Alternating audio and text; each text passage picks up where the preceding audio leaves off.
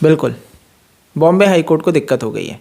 Bombay high court को इसी NCB के द्वारा दाखिल की गई चार्जशीट से जो सुशांत सिंह राजपूत के केस में उस पर दिक्कत हो चुकी है। और ये बहुत अजीब है, आप भी चौंक रहे होंगे कि भैया एक कोर्ट को क्यों दिक्कत हो जाती है एनसीबी के द्वारा जो चार्जशीट दाखिल की गई है सुशांत सिंह राजपूत के केस में। आप भाई जस्टिस देने के लिए बैठे हो या जो भैया जस्टिस के लिए चार्जशीट हो रही है उस पर प्रश्न करने के लिए बैठे हो। अब क्या हुआ मामला मैं आपको पूरा समझाता हूं। हम सब जानते हैं सुशांत सिंह राजपूत की मृत्यु हो गई, भाई सीबीआई की आई है, सीबीआई जांच कर रही है, ईडी अपना कर रही है और एनसीबी अपना कर रही है। एनसीबी ने अपनी चार्जशीट पहली दाखिल कर दी है जिसमें रिया चक्रवर्ती मुख्य आरोपी है, शौविक उसका भाई है, सैमुअल मिरांडा है और दीपेश सावंत है। ये सारे लोग इसमें लिप्त हैं और बाकी के मतलब टोटल मिला के 33 नाम हैं। अब क्या हो रहा है कि जब सीबीआई ने अपनी चार्जशीट दाखिल की और 200 विटनेस भी रहे हैं, इन सब के भैया साक्ष्य जब जुटा के सारा पूरे एविडेंस होने के बाद 2 बक्से भर के, मतलब एविडेंस है 2 बक्से भर के, और जब वो भैया जमा करवाए कोर्ट में और जो चार्जशीट में 67,000 जो टोटल पेजेस हैं हार्ड सॉफ्ट सब मिला के, तो इस पे दिक्कत हो गई किनको? बॉम्बे हाई कोर्ट को। जी हाँ, बॉम्बे हाई कोर्ट के जो जज हैं एसएस शिंदे और दूसरे जो जज हैं मनीष पिटाले, दोनों इसके ऊपर क्या कह रहे हैं आप थोड़ा इसकी ओर मतलब समझिए।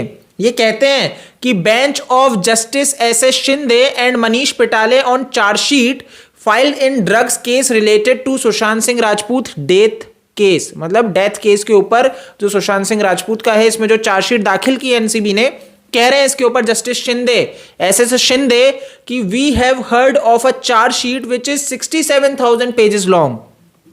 तो इन्होंने सुना कि भैया एक ऐसी चार्जशीट एनसीबी ने फाइल की है जो 67,000 पेजेस की है, ठीक है, इट शुड बी कंसाइज। तो ये इनका एक थोड़ा सा मतलब बहुत ही अजीब बयान है और मैं तो ताज्जुब कर गया कि एक हाई कोर्ट के जज ऐसा बयान दे रहे हैं।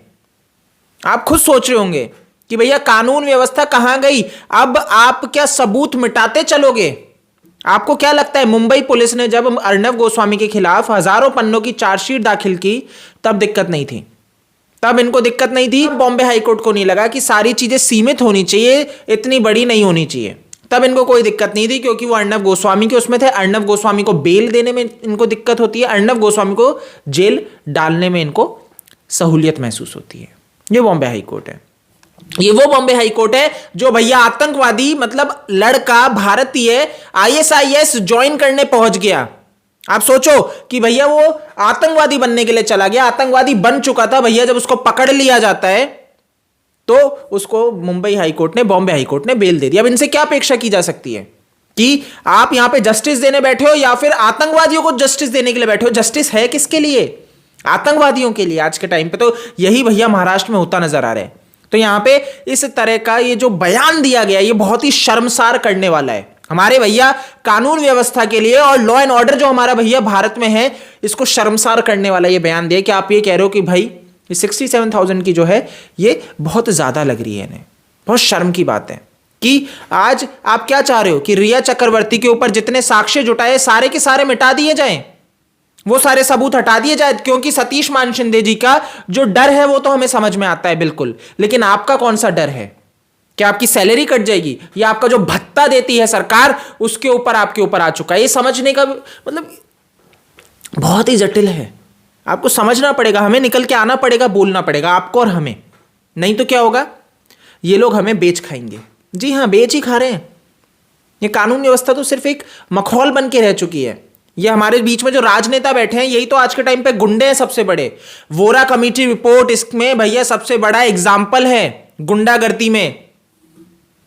भाई यही महाराष्ट्र सरकार में बैठे हुए गुंडे हैं और वोरा कमेटी रिपोर्ट उसी चीज पे बात करती है, लेकिन उसको बाहर नहीं लाना है क्योंकि सब एक ही थाली के चट्टे बट्टे हैं। तो आप अगर निडरता से इनके खिलाफ बोल नहीं सकते, अगर आप बोल नहीं सकते तो कायरता की श्रेणी में अपने आप को दर्ज कर लो, क्योंकि आपको निकल के आके बोलना पड़ेगा।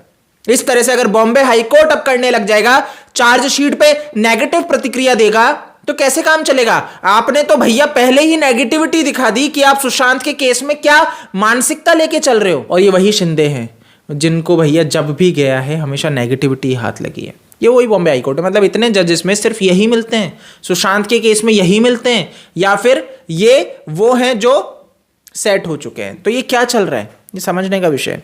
बाकी देखो मैं एक चीज़ बोलना चाहूँगा, भगवान को पकड़ के चलोगे तो भैया कोई भी आ जाए आपको हिला या डगमगा नहीं सकता।